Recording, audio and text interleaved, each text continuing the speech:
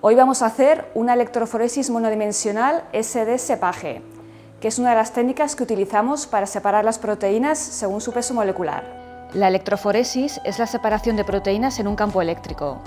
Para ello necesitamos dos fuerzas opuestas. Primero, un campo eléctrico y la segunda, un soporte sólido. Este soporte sólido es un gel de poliacrilamida. El gel está metido entre dos cristales.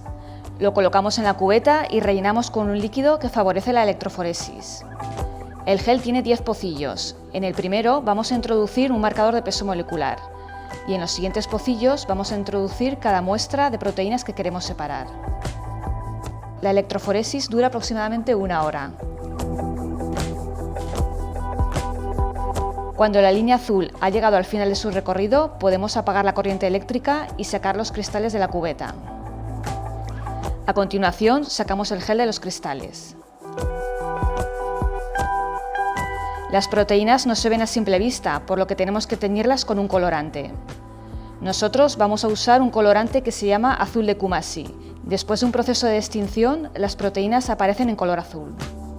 El siguiente paso es digitalizar la imagen en un escáner y analizar el resultado obtenido.